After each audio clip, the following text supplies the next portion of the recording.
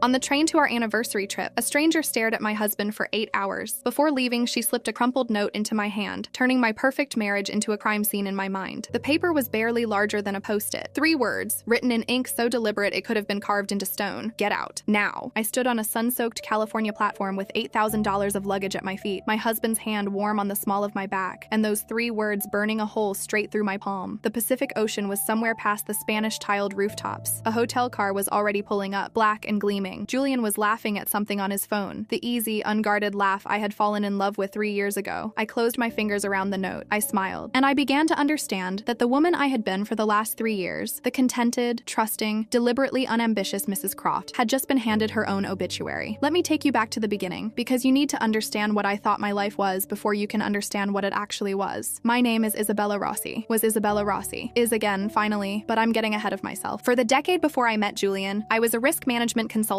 operating out of a 2-room office on the 43rd floor of a building in Midtown Manhattan. I specialized in high-stakes corporate mergers, the kind where both parties are lying to each other, and my job was to figure out exactly how much and in which direction. I was, without being falsely modest, very good at it. I could read a financial prospectus the way other women read horoscopes, quickly, skeptically, and always looking for the part that was designed to distract me from what was real. Then I met Julian Croft at a charity gala in Boston, and I made the single worst risk assessment of my professional life. He was handsome in the way that old American money tends to produce. Broad-shouldered, easy in a tuxedo, with the kind of tan that comes from sailing rather than tanning beds. His private equity firm was growing fast. His references were impeccable. His family background was Boston prep school to Ivy League to Wall Street, the kind of resume that gets printed on a wedding announcement without anyone asking too many questions. By the time we married, I had already begun the slow dissolution of myself that I mistook for love. I closed the firm. I moved into his world. I became Isabella Croft, the polished, supportive wife who attended fundraisers, oversaw renovations, and took pride in the fact that Julian's success was, in some soft and wifely way, also mine. I had been a woman who spent her days hunting for invisible cracks in other people's foundations. I had stopped looking for cracks in my own, which is why it took a stranger on a train to finally make me see them. The trip had been Julian's idea, as all our best gestures were. 3 years of marriage deserved a celebration, he said. A proper one. A luxury sleeper train down the California coast, 2 nights in an oceanfront resort south of Monterey, wine tastings, sunsets, the whole romantic architecture of a life that looked, from the outside, completely perfect. We boarded late afternoon. Our compartment held 4 bunks. Only the 2 of us and 1 other passenger occupied it. The stranger was already settled on the upper bunk across from ours when we stowed our luggage. Mid to late 30s, I guessed. Dark pantsuit, impeccably tailored. Short hair, minimal makeup, the kind of woman whose elegance communicated a complete lack of interest in your opinion of her. I noticed her because she was looking at my husband, not the way women sometimes look at Julian. That quick, appreciative glance, the one I'd learned to spot and feel a small, proprietary flicker about. This was different. This was the way I used to look at balance sheets, methodical, patient, cold. I told myself it was nothing. Julian was handsome. People stared at handsome men. 1 hour passed. She hadn't moved. Her gaze had drifted away exactly twice. Once when a conductor knocked to check our tickets, and once when she went to the restroom and came back and resumed the exact same position, like a machine that had been briefly paused. That woman seems fascinated by you, I murmured to Julian, keeping my voice light, teasing. His smile came out wrong, too tight, too fast. Probably a corporate spy, he said. Rival fund. Happens all the time. It was a plausible answer. Julian's firm operated in a competitive, occasionally cutthroat space. I had heard enough of his dinner stories to know that financial intelligence sometimes got gathered in unusual ways. I almost believed it. The thing that stopped me wasn't logic. It was craft. I had been that kind of professional. And the woman across from us wasn't behaving like someone gathering intelligence. She wasn't taking photos, wasn't recording audio, wasn't even pretending to be casual about it. She was simply watching with the unblinking, unpretending focus of someone who had already gathered her intelligence and was now simply confirming a conclusion she'd already reached. She wasn't studying Julian. She was documenting him. We went to dinner. The dining car smelled of butter and coffee and the particular cheerfulness of strangers sharing a meal. I ate well, talked normally, made Julian laugh twice. When we returned to the compartment, I had half hoped she'd be asleep. She was sitting exactly as we had left her. That night, lying in the narrow bunk with Julian's breathing slow and even beside me, I felt her attention like a physical thing, directional, deliberate. A flashlight held at someone sleeping without their knowledge. I didn't sleep. By the time the train began its final deceleration toward our destination, the sky outside pale blue and uncertain, the Pacific hinting at itself somewhere beyond the switchgrass, I had been awake for approximately 7 hours, pretending not to be. When Julian pulled back the curtains and smiled at me, I smiled back. Dark circles, he said affectionately, smoothing my hair. You didn't sleep. Light sleeper, I said. I'll be fine. He believed it. He packed our bags with his usual efficient cheerfulness. The woman rose too, precise, unhurried, tucked her leather briefcase under her arm, and walked toward the exit without a single glance in our direction. As As if the 8 hours of surveillance had been filed, concluded, and archived, we joined the crowd on the platform. Noise, motion, the particular American chaos of a busy train station, rolling luggage, announcement speakers, the diesel smell of engines winding down. Julian pushed ahead to flag our car. I slowed slightly, creating a natural gap. The woman turned, not toward me, against the crowd, as if she'd forgotten something. The movement brought her directly into my path, and as she passed, I felt something pressed into my palm. A folded square of paper, placed with a surgeon's precision. She didn't look at me. She was already gone, swallowed by the crowd. Nothing left of her but the brief afterimage of a gray pantsuit and a deliberate back. Julian called from ahead. "Everything okay?" "Someone bumped me," I said. "I'm fine." I closed my hand around the note and kept walking. I didn't read it until we were in the hotel car. Julian absorbed in a call with one of his investors, the tinted windows sealing us off from the California sunshine, chilled water bottles in the console, everything soft and expensive and suffocating. Under the pretense of organizing my purse, I unfolded the note. Hotel stationery. 3 words in a confident, decisive hand. "Get out. Now." No name, no context, no explanation. I folded it back up. My hands were completely steady. I was proud of that later, when I thought back on it. The old Isabella, the professional one, had surfaced for just long enough to keep me from doing anything visible with the white-hot panic that was screaming through my nervous system. I looked at my husband through the tinted window's reflection, his profile, the line of his jaw, the easy, practiced warmth with which he laughed into his phone, and I began, for the first time in 3 years, to actually look, not with Mrs. Croft's eyes, with mine. The hotel was beautiful. Of course it was. Julian didn't do anything by halves. Oceanfront suite, top floor, floor-to-ceiling windows framing a Pacific so blue it looked digitally enhanced. The butler brought champagne. White parasols dotted the beach below like dropped punctuation. Julian drew the blackout curtains and told me to rest. I lay on the bed and stared at the ceiling and thought, the note was real. The woman was real. The look in her eyes, that specific species of controlled pity that professionals use when they know something terrible that you don't, had been real. I waited until the shower was running. Then I moved. His briefcase sat on the luggage rack, unlocked, which should have been my first clue. Julian was meticulous about his briefcase. He used a 4-digit combination even in our own bedroom. But today, with everything apparently going according to his plan, he had gotten careless. Small errors. The beginning of overconfidence. I opened it. Laptop, project documents, a leather folder with pitch decks and market analyses. Everything plausible, everything accounted for. I was almost ready to call myself a paranoid fool when my fingertips found the seam. A hidden zipper. Same dark fabric as the lining. I wouldn't have noticed it if I hadn't spent 10 years handling documents engineered specifically to make things difficult to notice. I unzipped it. The paper inside was thick, expensive, fresh with the smell of a laser printer used recently. I unfolded it. Life insurance policy. Policyholder, Julian Croft. Insured, Isabella Rossi. My eyes moved down the page with the detached efficiency of a machine that has not yet decided how to feel. Coverage amount, $30,000. Effective date. I checked again, yesterday, 1 hour before we boarded the train. Beneficiary, Julian Croft. The shower was still running. I stood in the closet of a luxury California hotel suite with $30 million worth of my own death in my hands, and I did the only thing I knew how to do in a crisis. I thought about the casual mentions over the last several months, the funding gap, the leveraged position, the overseas project that needed at least $15 million to stay afloat. I thought about the way he'd seemed simultaneously stressed and oddly purposeful over the last few weeks. I thought about the train, the coastal resort, the activities Julian had planned, ocean kayaking, a cliff walk tour, a sunset boat trip on open water, $30 million,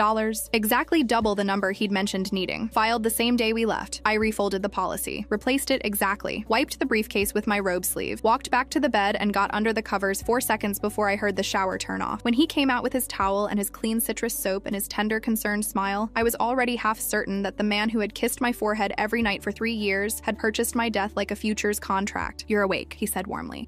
I said. "I think I have a fever." The back of the note had a phone number, and one word, Sterling. I lay in the darkness for another hour after Julian settled at his desk, my phone under the covers, my mind pulling at threads. Sterling.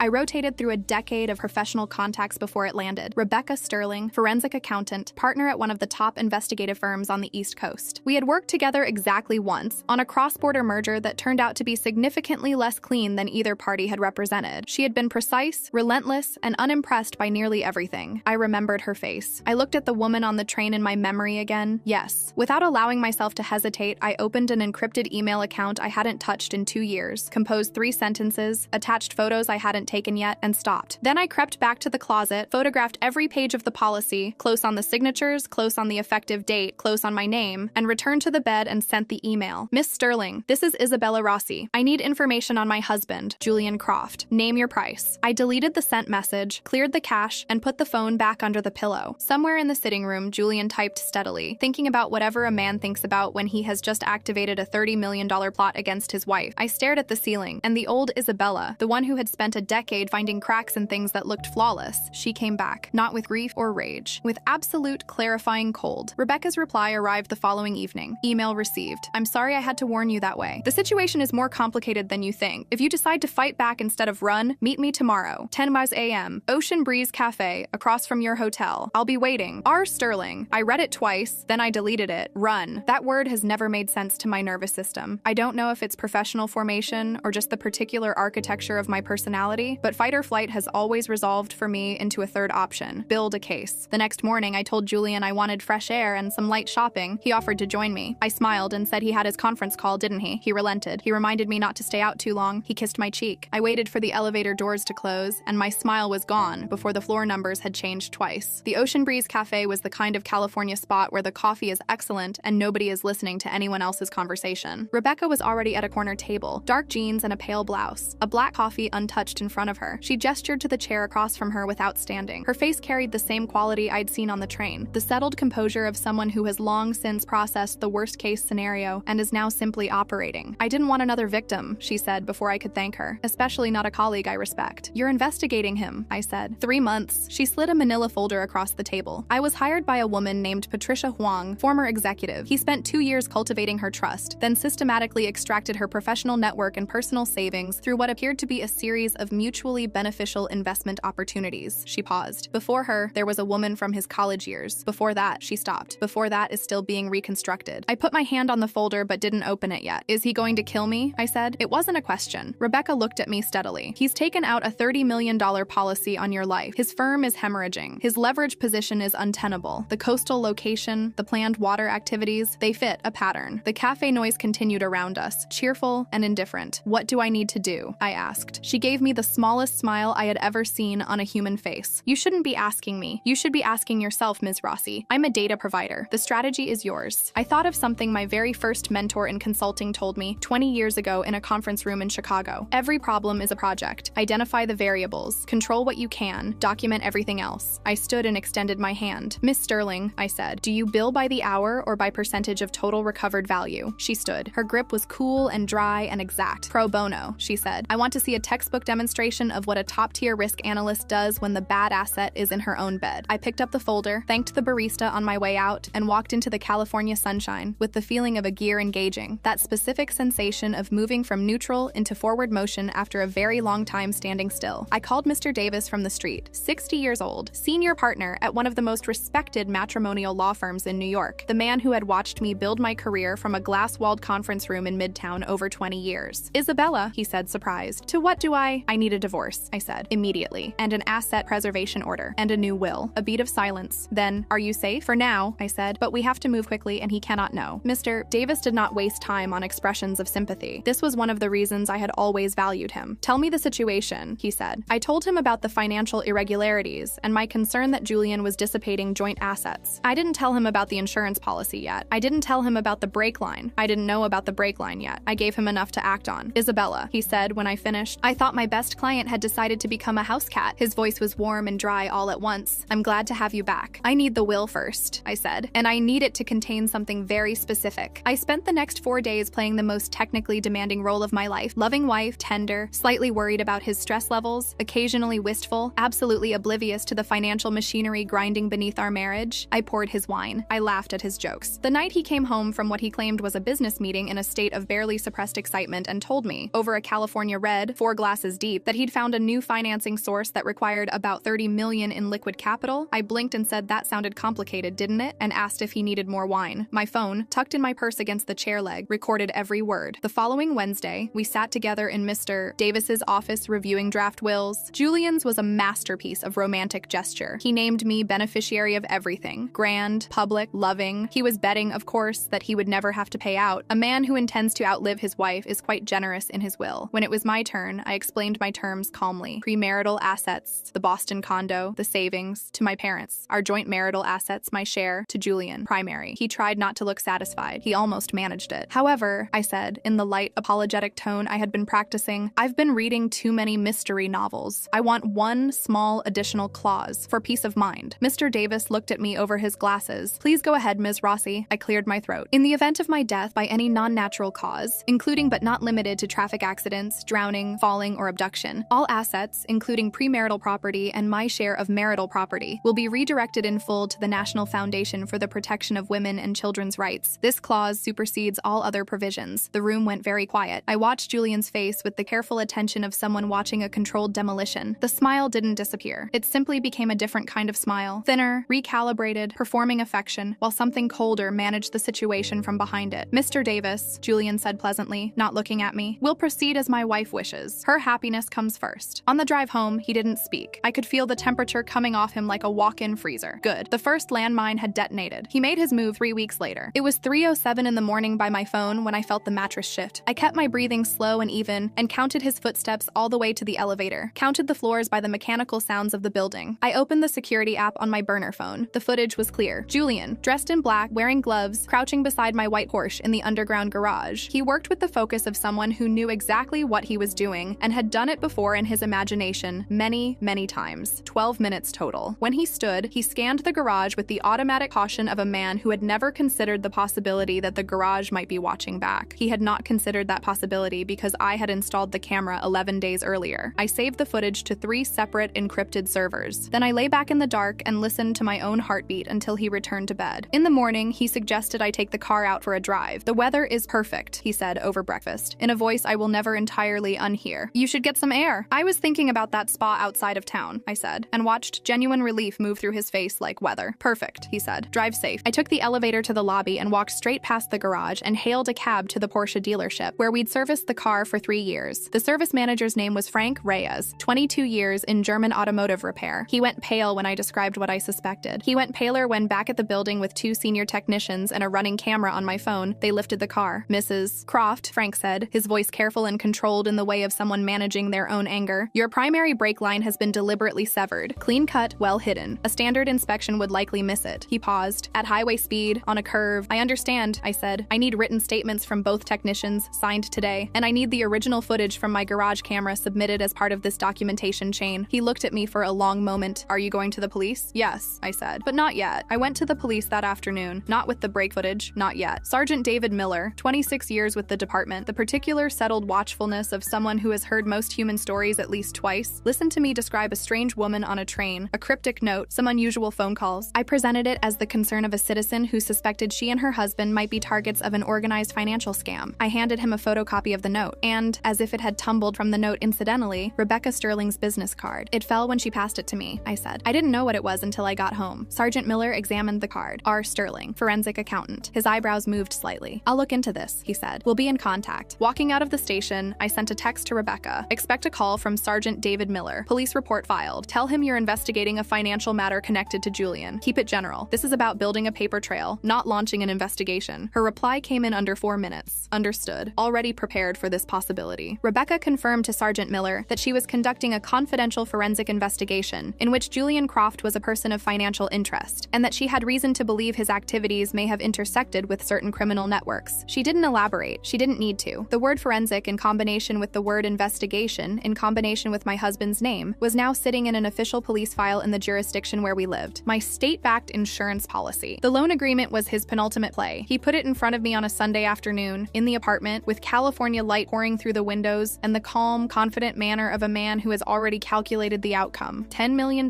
in my name, secured against our property, collateral for his overseas investment project. I read it, all of it. Buried in the supplementary agreement, 7 pages in, tucked between boilerplate paragraphs about fund supervision, unlimited personal liability. If his company defaulted, deliberately or otherwise, the full debt plus interest plus penalties would fall to me. The bank could freeze everything I owned until the last cent was recovered. He wanted $30 million in insurance. He also wanted to zero out whatever I might otherwise have had left. Scorched earth. "Can I show it to a lawyer friend?" I asked. "Just to be sure. I don't want to be a bother, but..." "Of course," he said immediately. Too immediately. "You can show it to anyone." Mr. Davis and I spent 90 minutes on that contract. We didn't touch the liability clause. That was the heart of his scheme, and removing it would wave a flag large enough to be seen from space. Instead, we added our own clause, neatly embedded in a section about fund allocation and oversight. In the event that the project described herein is proven fraudulent, or that project funds are misappropriated by the actual controller, Mr. Julian Croft, all repayment liability shall rest solely with Mr. Croft, and the nominal lender, Ms. Isabella Rossi, guilty, shall be entitled to seek double compensation from Mr. Croft's personal assets. 3 days later, I brought the revised contract home. My lawyer looked it over, I said. He just added a few standard protection clauses. Nothing major. Want to review it? Julian flipped to the new pages. His eyes moved over them the way a man's eyes move over text when he's reading for format rather than content, checking that the numbers are right, that the signatures are in the right place. Looks fine, he said. He picked up the pen. We both signed. As I watched him set the pen down with the satisfied gesture of a man closing a deal, I felt nothing that resembled triumph. What I felt was closer to the quiet, technical satisfaction of watching a mechanism operate exactly as designed. The final mediation took place in a conference room at Mr. Davis's firm, 12 weeks after the train. Julian's legal team arrived like men expecting a formality. His attorney, a specialist in contested divorce named Gerald Park, presented the case with the brisk confidence of someone who had won this kind of hearing many times before. An unfaithful wife, fabricated financial misconduct records, a request to freeze my accounts, a demand for $5 million